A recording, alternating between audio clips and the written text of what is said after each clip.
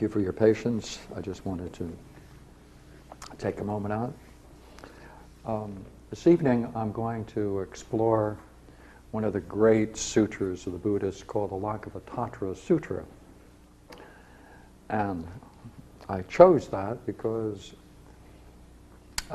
I spent some time studying this with Alan Watts many years ago, and this was the central sutra that a group of us studied together for a couple of years.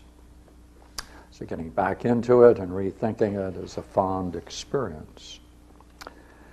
But before I get into it, I'd like to read you just one quick paragraph, actually a part of a paragraph, in Suzuki's commentary on the Lankavatara Sutra. And I'm reading on page 285. One of the most important things that students of Buddhism have to realize at the very outset of their study is that Buddhism is not a system of philosophy. Has nothing to do with speculations as such, has no intention to present a logically coherent formula of thought. What the Buddhist teaching professes to do is to get us truthfully acquainted with the ultimate facts of existence.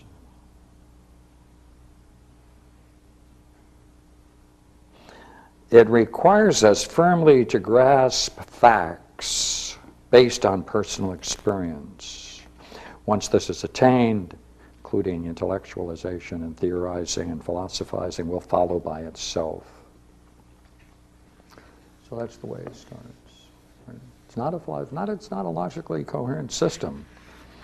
As a matter of fact, if you try to read it that way, you will realize quickly that it doesn't have an ordered structure. It doesn't have an ordered structure. It doesn't proceed with any grand design. The whole isn't captured in a series of integrated parts.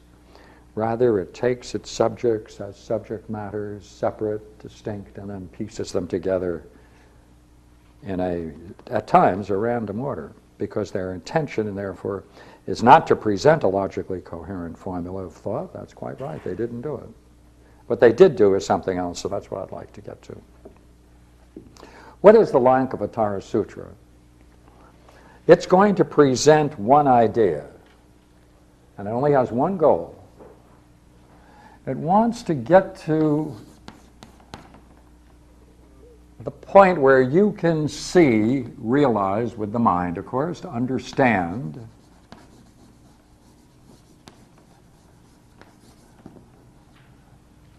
just one idea, that everything includes everything, excludes nothing. You have to understand that all is nothing but mind.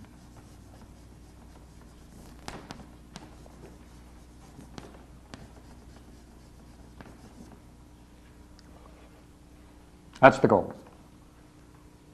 Now, to do that, they go through a particularly interesting development that combines a philosophical and psychological perspective, which I'm going to try to represent. Now, to do that, I thought what I might do is to quickly contrast it with a Platonic view, because then it will be much easier to see it as a whole. And I'm going to pull out for the moment just the fundamental ideas of Plato's Timaeus. Plato's Timaeus is a cosmology, and it really starts with there is a God, a demiurgos, right? Ergos is to work, right? A demiurgos, and God, a maker. Ergos is a maker, a worker. Demi is a God. It's a God that produces. And in order to create, he first, of course, must look upon himself and, using that as a model, create the universe. So therefore, in the mind of God, as it were, there is a model. This model then becomes the basis that the Creator then creates the universe. And therefore, its beginning and end, right, cycles again and again and again, is already contained seed-like in the model. Therefore, the universe as it unfolds is nothing other than working out the implications of that model. The entire thing, therefore, in the mind of God is a model, and one interesting word will capture the whole thing. If you have a model that includes everything as a whole, simultaneously, a simultaneous whole,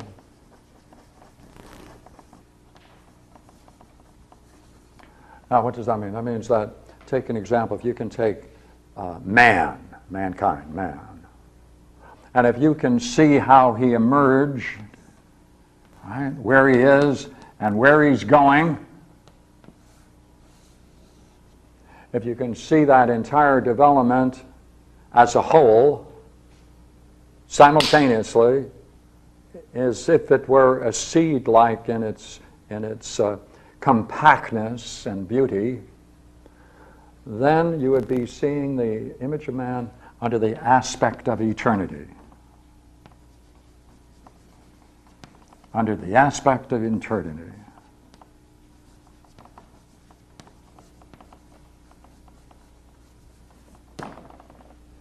Therefore, the whole thing is there in all of its completeness.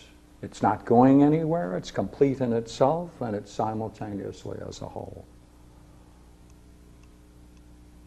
So too the entire universe.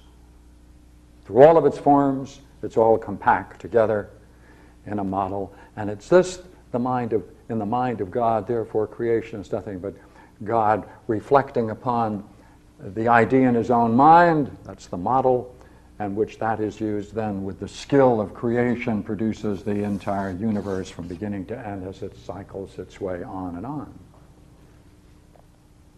Now, with that in mind, simple as it is, I'm going to now take the Lankavatara Sutra and read into it.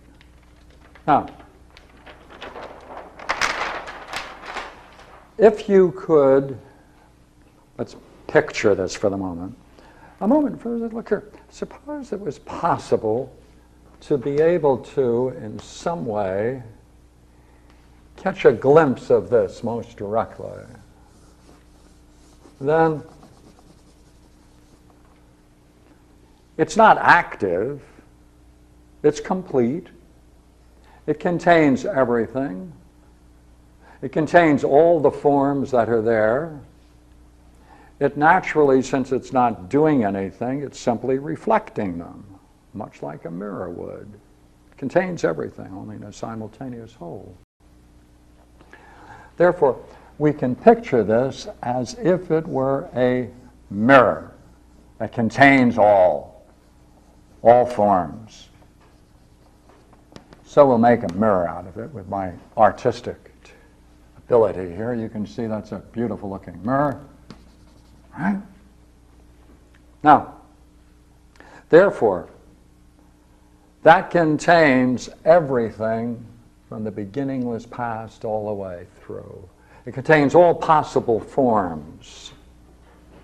It preserves in itself the entire development which later is carried out in its transformation. You see, the interesting step in creation is that from this aspect of eternity, it must move into time, for time allows it to unfold.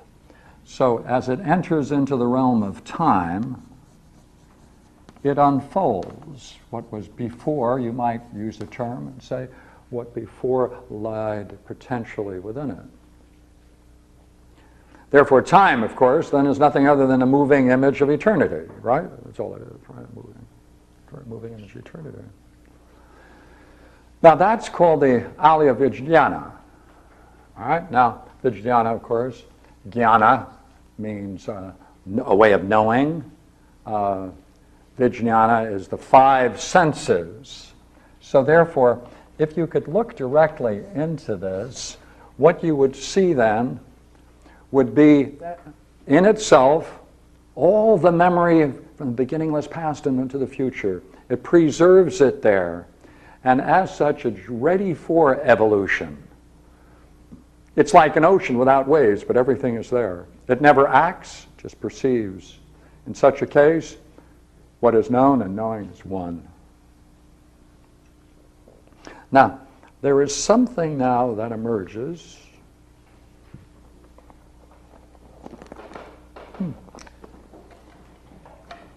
Let me get a marker.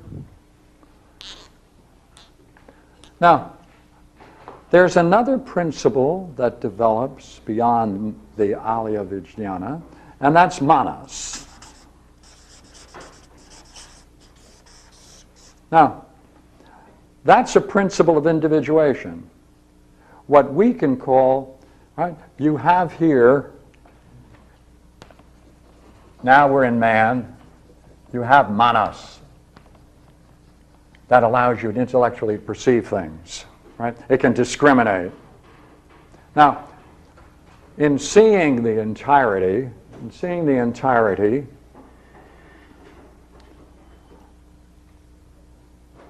this would be, in Hindu terms, when Arjuna has the divine vision in Book 11 in the Gita,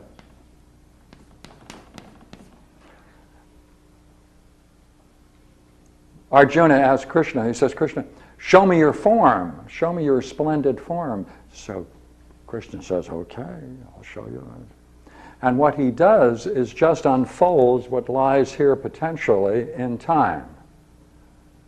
And that goes through a terrifying experience as it goes on and on and on until finally Arjuna says, I've seen it. Because if you were to see this in a brief period of time, you would then see the whole creation of universes come into existence, pass out of existence, different species, rising and falls, civilizations, rising, being engulfed in flames and passing out into non-existence. You would see a fury, if you could see it all in such a brief span of time. That's Arjuna's vision. And finally he says to Krishna, hey, look, I've had enough, please hold back. Return to your everyday form, and he does that. That is, you see, being able to see, discriminate this, the Alaya Vijnana, through the manas or the intellect. That's what it is. See? And in that way, then you can react to it just like Arjuna did.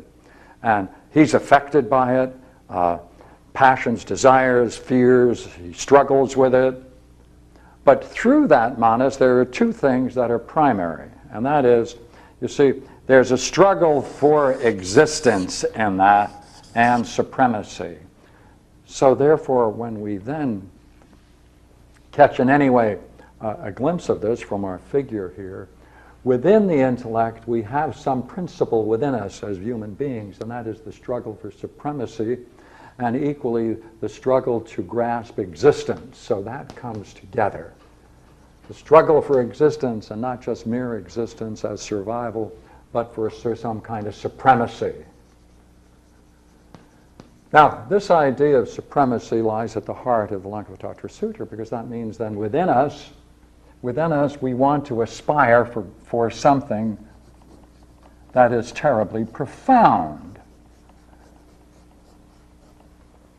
And while we can have other kinds of goals, within this Alaya Vijnana, which is, as we were talking a moment ago, that's somewhat like the idea in the mind of God at the moment of creation or preceding creation. Therefore, within it must therefore be all the stages possible for man's development.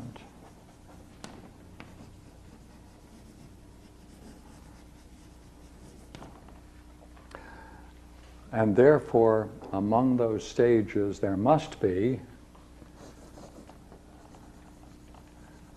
certain kind of earthly struggles, but then there must be the particular stages of development that in Buddhism are called the stages of the Bodhisattva, right, which is the far-seeing one. Bodhisattva, sattva, of course, is what is. Bodhi is mind. Therefore, a bodhisattva is someone then who can grasp the nature of being with the mind. He can then grasp what is. And they are stages until there is a complete and pure perfect enlightenment, which of course is historically said to be the Gautama Buddha. Now, once that manas is stirred up, right, and you have a struggle for existence and supremacy, that awakens the five senses. That awakens the five senses. And therefore, the five senses come into existence because what you are doing is nothing other than, in the realm of time, struggling to achieve an experience which is nothing other than the idea is the mind of God. Putting it again in Platonic terms just to talk about it. Right?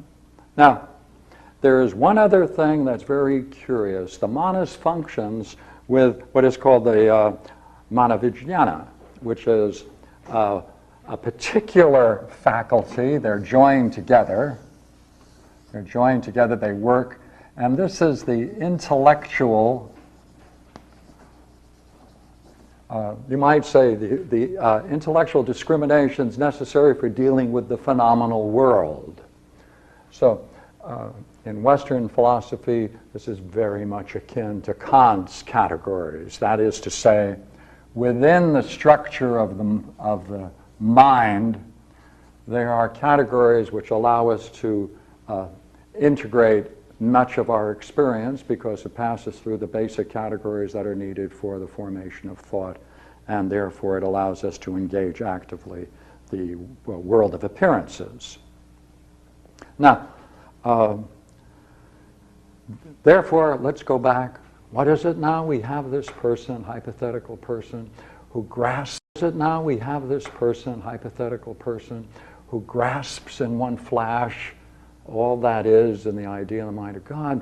That's the Alaya-Vijnana, right? In order to do that, you see, there has to be some transformation of man because, let's work backwards now.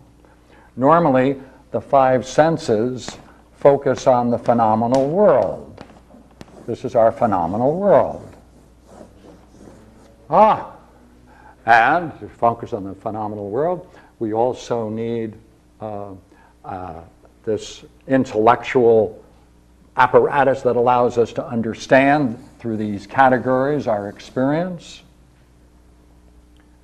We then have a way through that to intellectually engage the world of appearances. This is the world of appearances, or our everyday world. Now, it's through that that we cling and desire, etc. Therefore, and the Buddhists would say, now, you know what you have to do? The whole goal of getting into this higher stages of man's development, there has to be a revolution.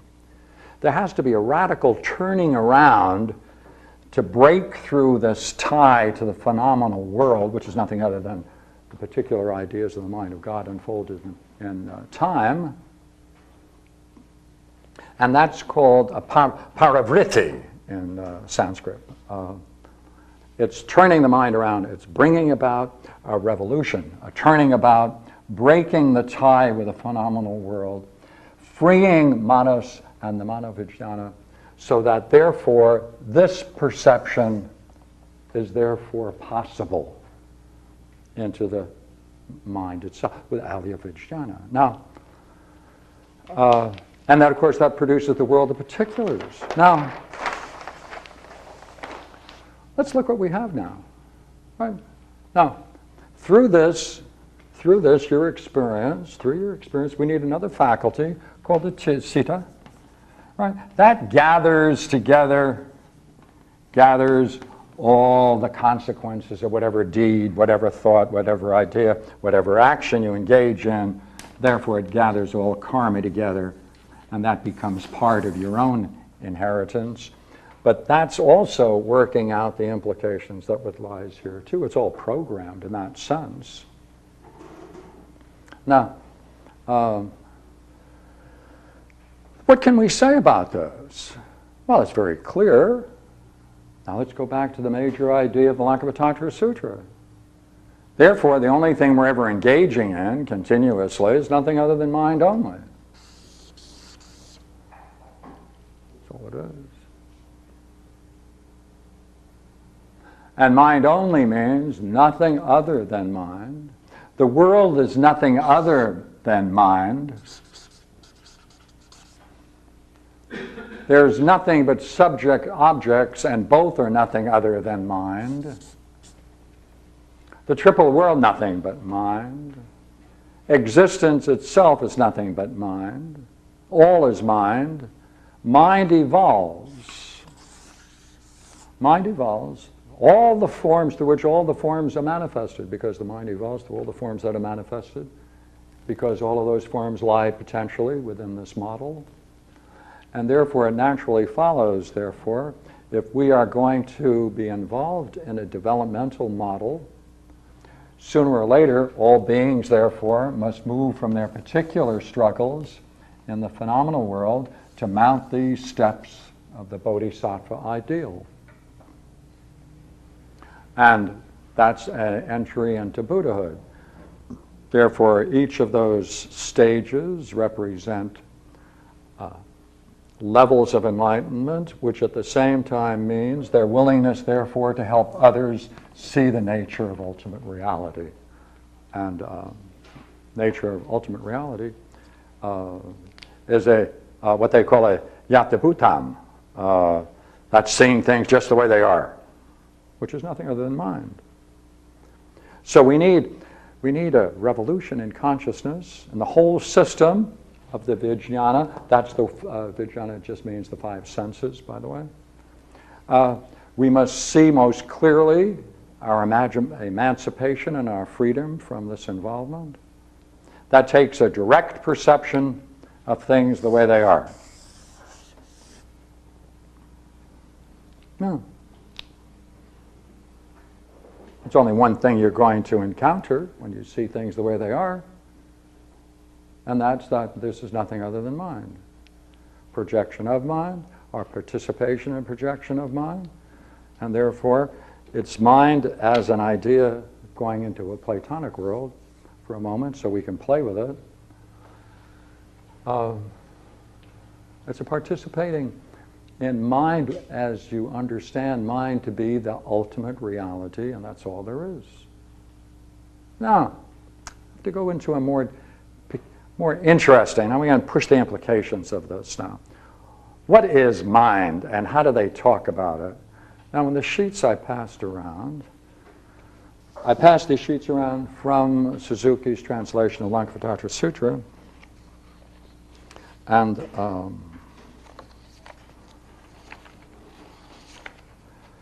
I would like to direct you to page 186.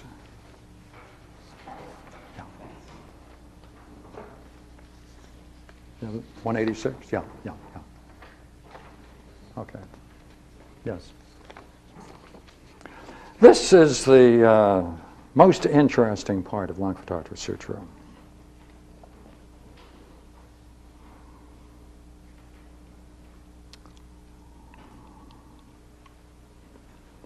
The abodes and stages of Buddhahood are established in the mind only, which is imageless. Now, I'm going to read quickly through a couple of the items in order to go on to what I think is more central. Now, previously to this section, there's a description of the 11 stages. And this is where he redefines them, the author.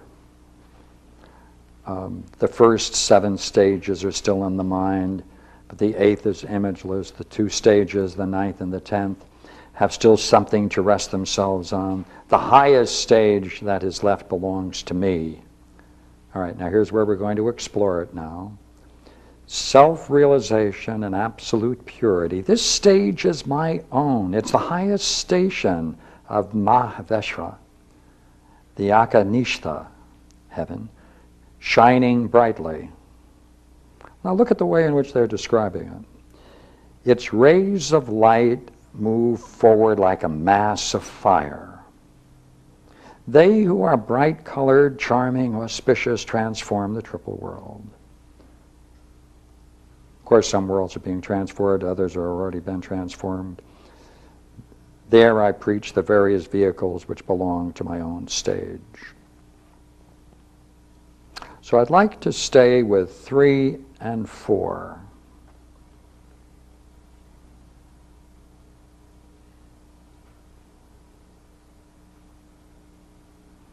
Right. Mahamati, in ultimate reality, there is neither gradation nor continuous succession. Only the truth of absolute solitude is taught here, in which the discrimination of all the images is quieted. So it is said that the abodes and stages of Buddhahood are established in mind only. All right? And now we're going to get to that stage that is left to me. This is, of course, said to be the Bodhidharma, because this was given to Wei Qi, his disciple. All right. Now that stage belongs to me. What is it? Self-realization, absolute purity. Now,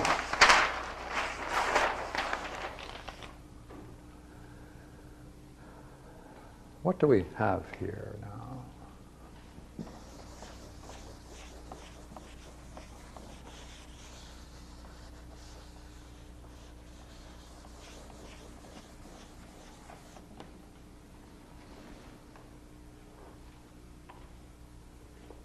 Of course, you need my figure back.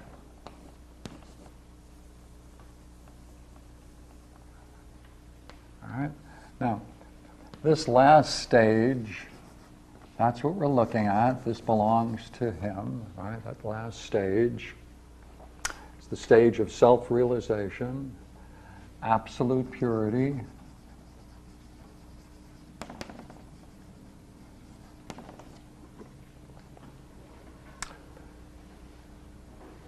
Akanishta, shining brilliantly, that's heaven. Krishna is the Sanskrit word for heaven. Right, it shines brilliantly. Right.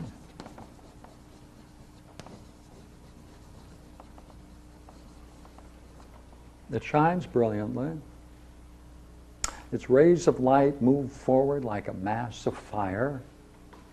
Right. Right.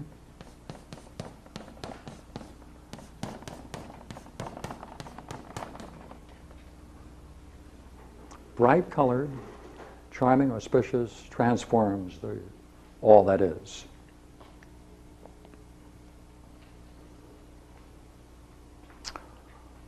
Therefore, what we have here is a doctrine of mind only that has a set of characterizations. We can characterize it, we can say, we can name it.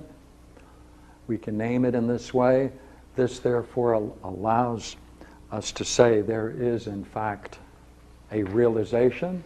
Therefore, this person realizes that this is nothing other than, in the highest sense, the self-realization. It's an absolute purity, shining brilliantly. Its rays of light move forward. What is this, and to what can we liken it? I'd like to introduce 3 ideas. The first idea goes back to Arjuna in the 11th book of the Gita. Before the unfoldment of the entire universe in time, he has a most brilliant light experience, which he describes as, it's as if 10,000 suns were suddenly blazing itself in the heavens. That's a light experience, right? That's a light experience. Certainly. I'd like to think now if we can go back to perhaps a talk we had once before about the Tibetan Book of the Dead. In the Tibetan Book of the Dead of the Evans Vents between 96 and 99, they make two interesting distinctions. Intellect, consciousness. Now,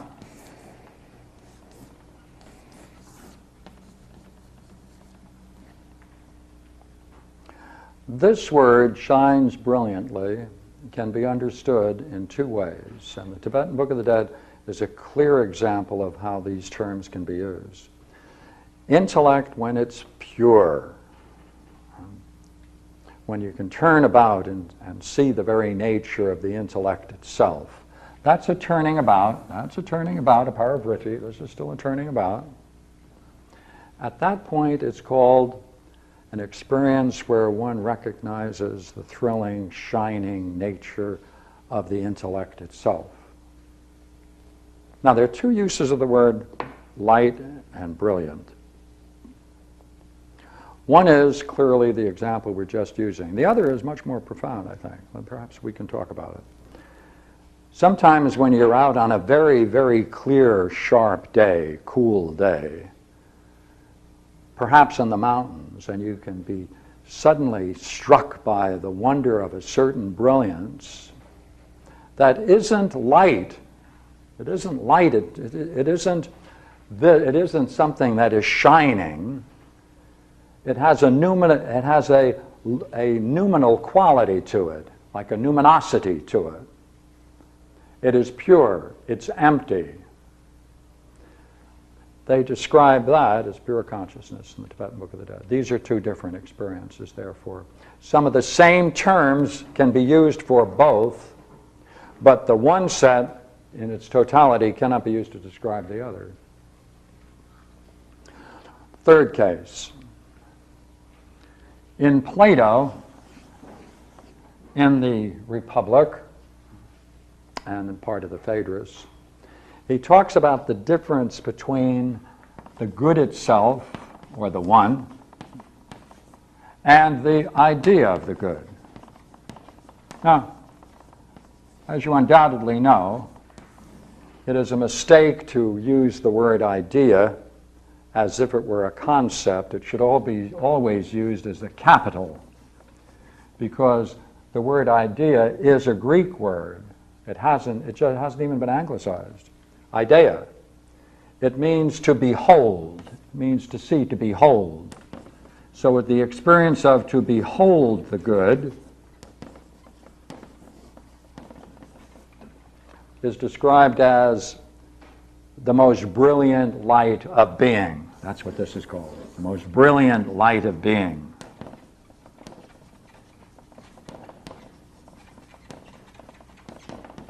Now, the most brilliant light of being has such power and immensity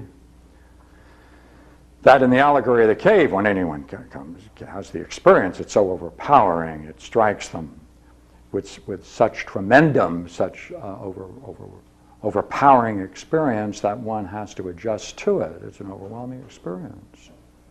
Now, the good, also called the one, and this can be found in Plato as well as Plotinus and Proclus, especially Plotinus. I should add before I go, you can find this very clearly in Plotinus. Plotinus talks about an idea as sparkles and glows. That's what it is. It's a luminosity, an experience of luminosity. Now, when he talks about the good and the one, he says, no predicates are possible. No predicates are possible. Can't call it light, can't call it anything. It's beyond all classification, no possible way. You can't even say it is reality. It's beyond reality. Now, here again we have something that shines brilliantly in the idea of the good.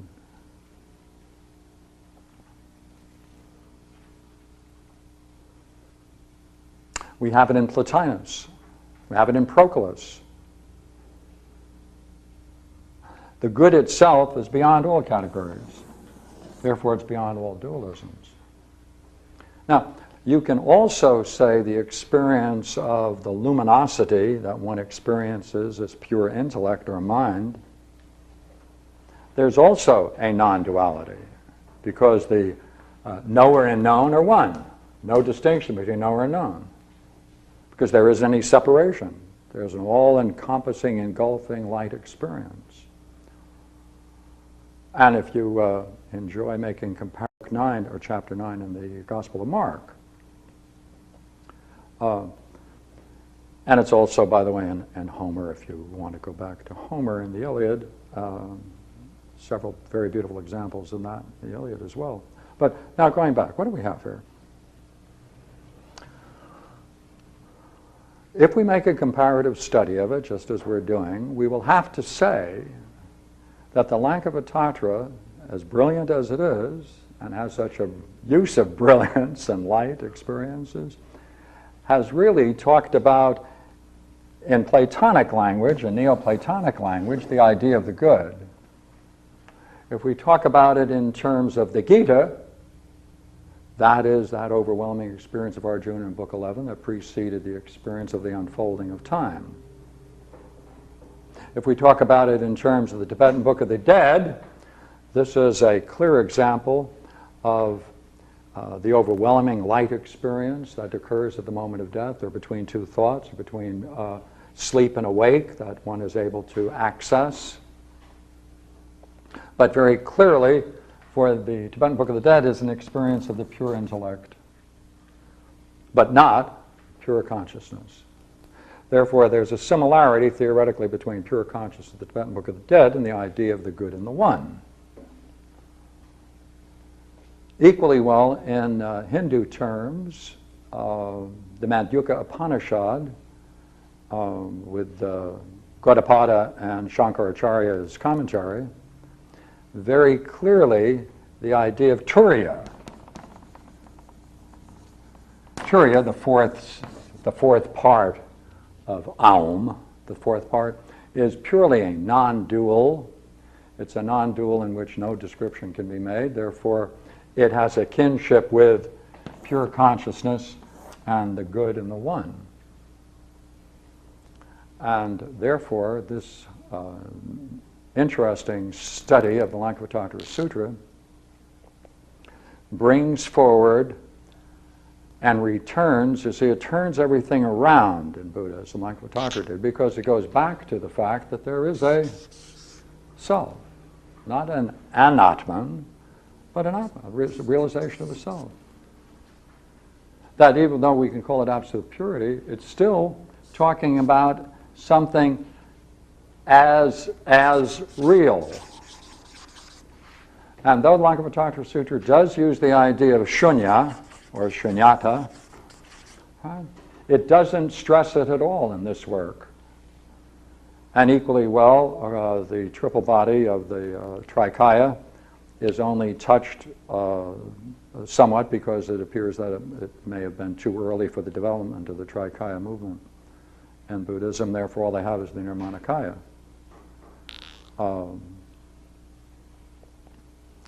But to talk about something as real is not to say shunyata.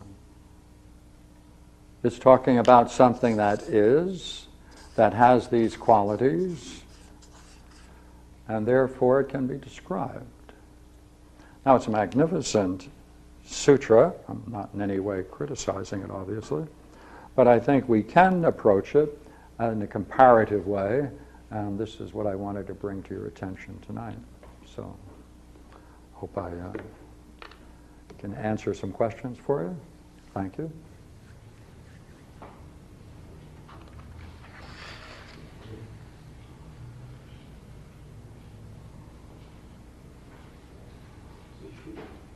If one wants to understand Plato, one should read the Republic after that. Should one read the Republic after that in order to understand Plato?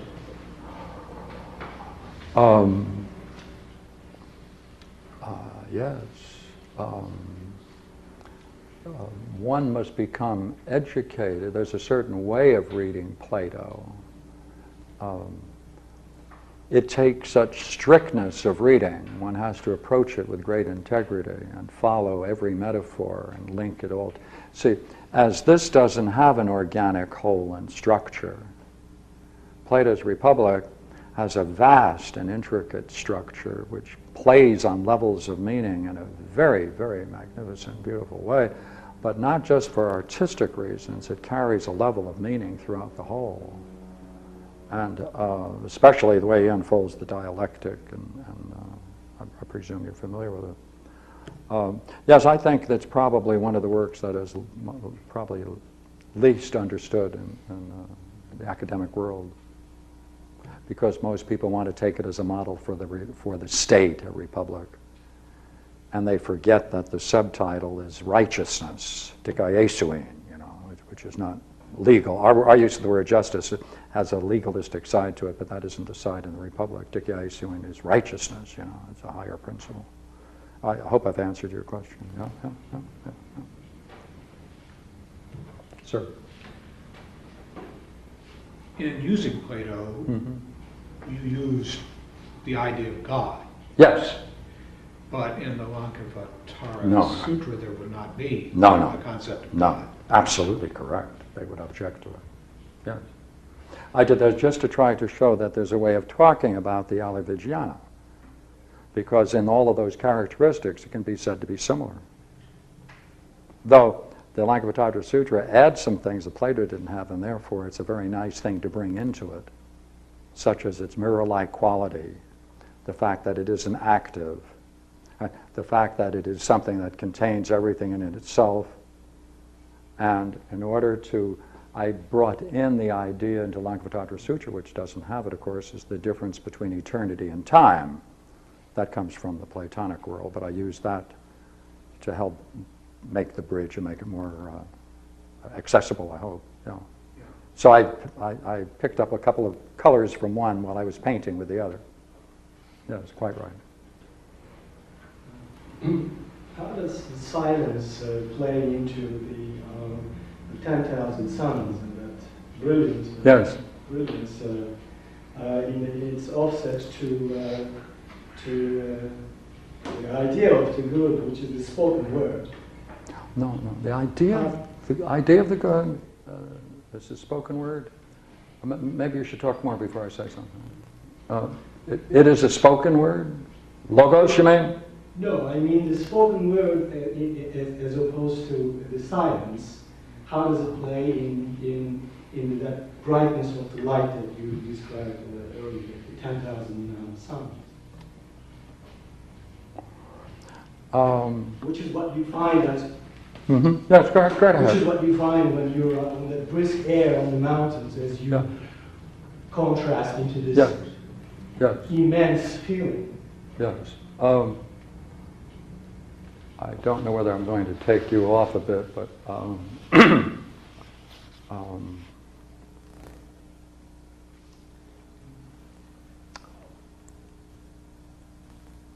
the thing that we don't spend too much time on, which I really think is very important, is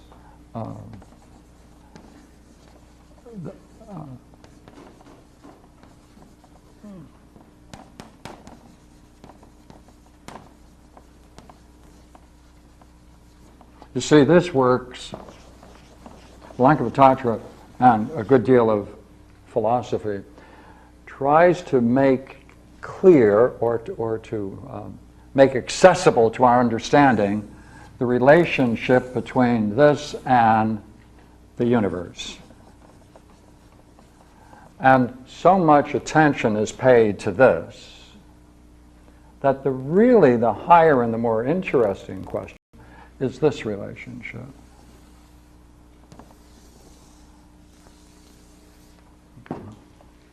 Right? That's the real problem. That's the magnificent problem. And the only one I know who deals with it in depth is the sixth Aeneid of Plotinus, 7, the seventh exercise, 6, what's called 6-7. And if I can introduce you to it, you'll find a magnificent study of this from 21 to 42. Now, let me see if I can take it out of this obvious abstraction here. What is it he's trying to do? What he's trying to do is say, look here, given the fact that the idea of the good, or what we are now calling the most brilliant light of being, a magnificent transformative experience of divine luminosity, he has two problems. He wants to say how this can become a model for this, and he deals with that from 1 to 20. But what's very interesting is how he can talk about the relationship between these two.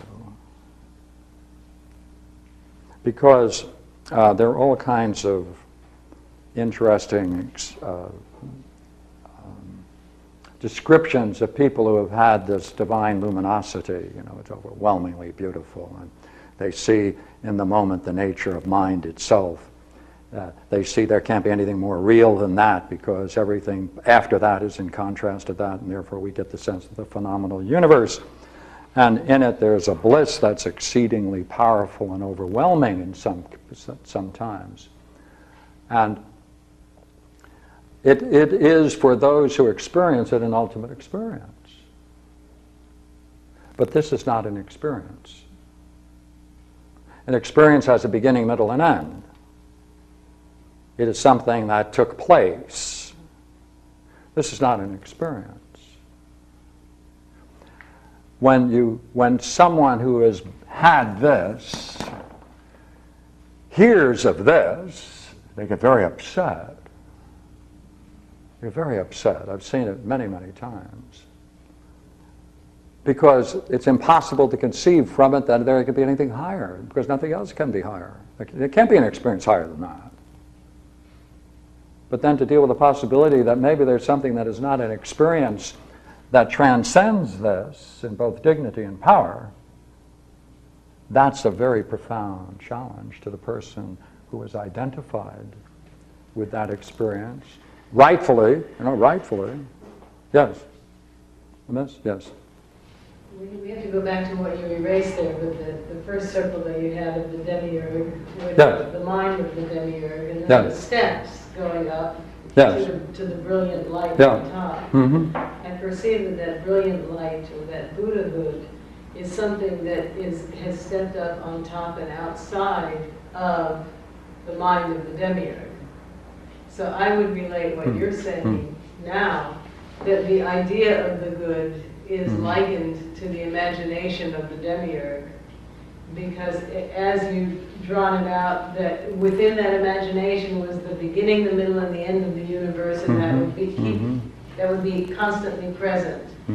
And yet there is something in my perception beyond that itself, which it seems to be the same relationship that you're talking about now. Yes, I just caution you about using the word imagine, because therefore it has no reality. If you just imagine it. It has no reality. When one imagines something, one isn't dealing with a reality. But the mark of that experience is that there can be nothing higher in respect to an experience of reality. Now, I think you might be saying, if I grasp what you're saying, but still it's in the mind of God, as it were, and what's in the mind of anything is going to be an idea or imagining something. Is that not correct, the way you're reasoning? It's outside of that particular mind that you had created. So being outside of that, it's completely free from that continuous beginning, middle, and end that is constantly almost prison-like. That the universe will stay inside that beginning, middle, and end as long as it's inside the imagination Yeah, okay. demiurge. Yes, quite right. But in terms of their principles, in the Lankavatara Sutra, there isn't anything else. There's nothing outside of mind.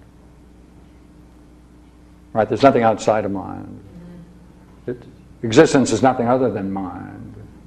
All is mind. So therefore, there can't be anything that transcends it for this. And mind, or whatever is described here as mind, then in the final stage is described in this way, which is the highest stage of Buddhahood. Just to bring us together. Yeah. Yes, please. Well, just to try to grasp this, how similar or different is it from Bishop Berkeley, who seems to be saying that it's really the world is mind? This is a pure idealism. You're quite right. Absolutely. Yes, this is a pure idealism. Yes.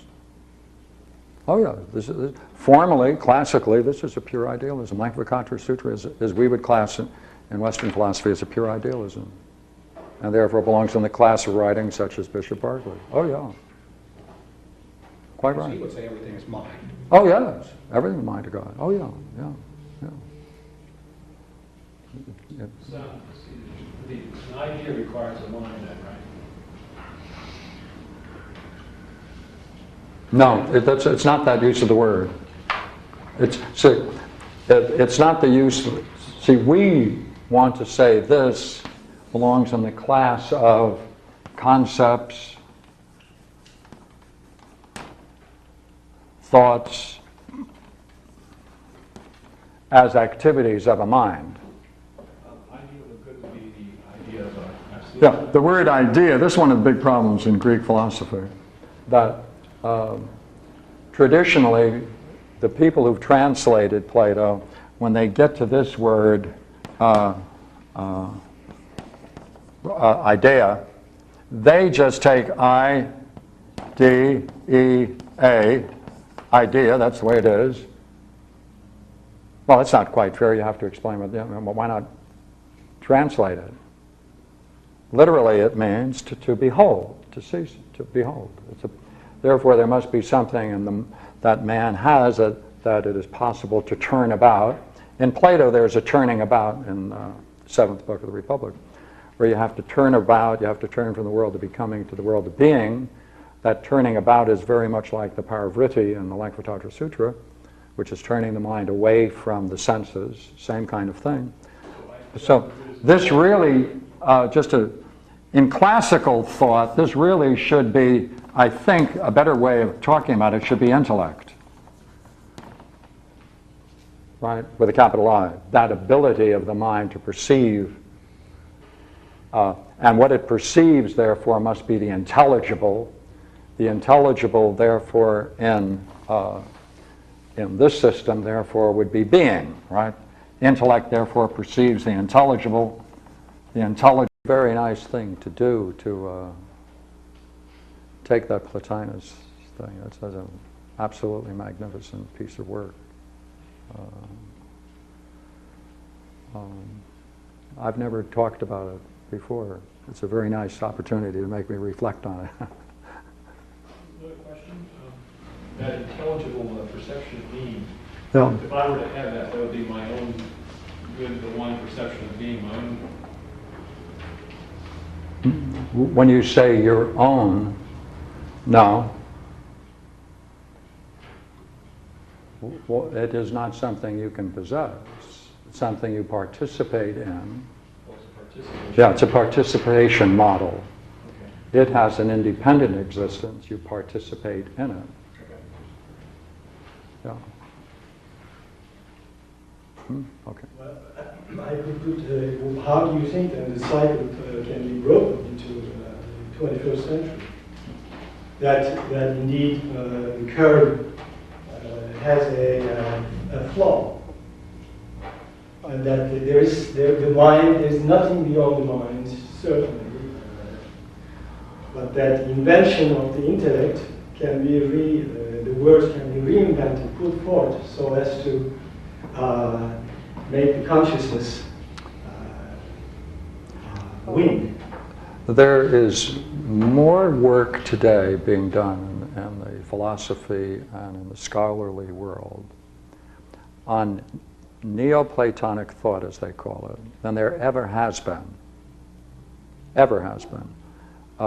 There are now institutes, there are conferences, new books are being published that could never have been published 25 years ago.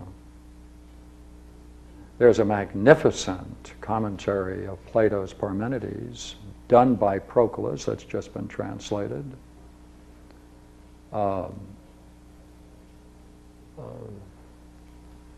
There's a whole new development in philosophy called philosophical counseling, and they're bringing and studying the processes of meditation in philosophy for the first time in a Platonic world.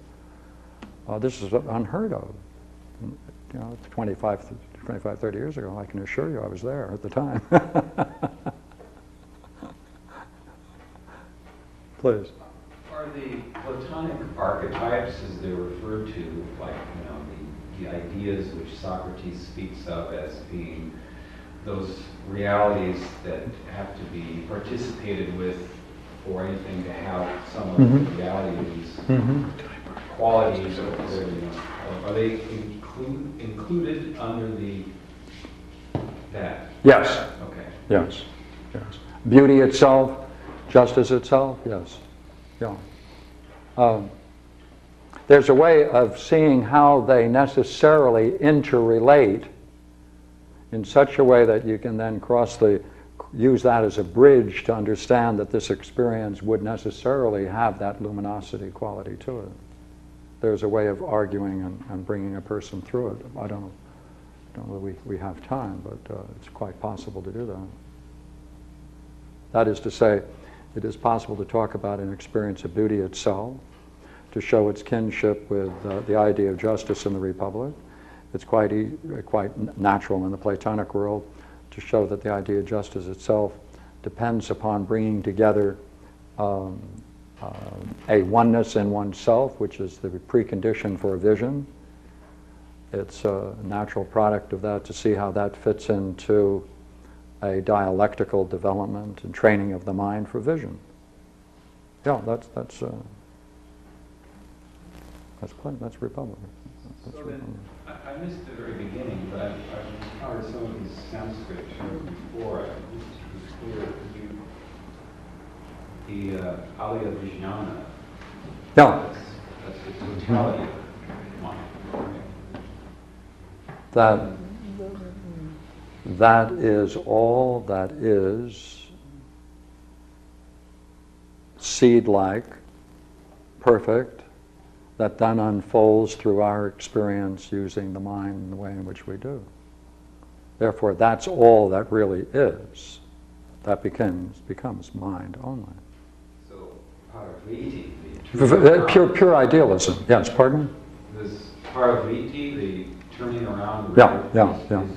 Is that self-perception of the mind, or? Yes. There's a turning about upon itself. Yeah, paravriti. And that's the metanoia in Greek, and that plays that turning. See, noia, nous, that's nous, the highest aspect of the mind, of the intellect. Meta is to turn about the intellect, so that you can then use it as a vehicle for seeing the nature of what is.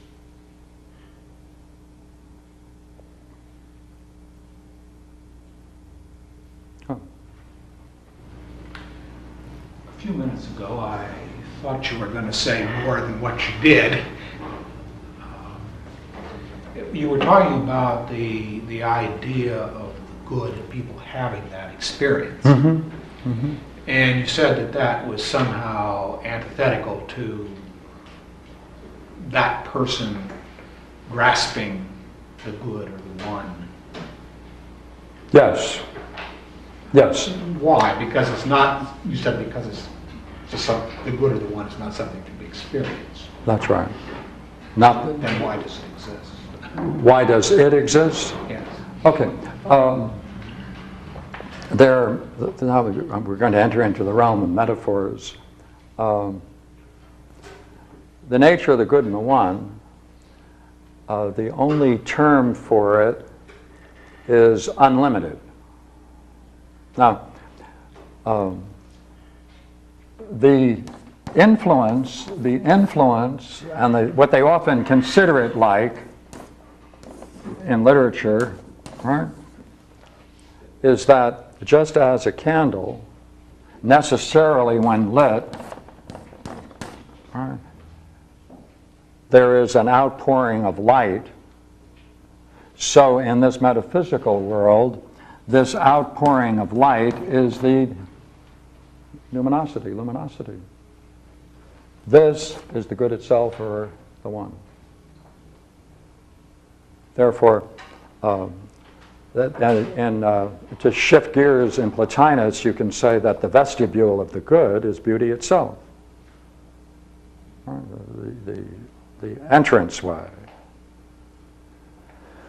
And I have, there is a theory, which I don't hold, but though I pay attention to it and reflect upon it at times, there are some people who claim it is possible to go through that luminosity and go through it, as it were, into a pure experience of the good and the one by itself. But I only heard it from one person. I've never seen that idea any other place, except from this one person who claimed it for themselves.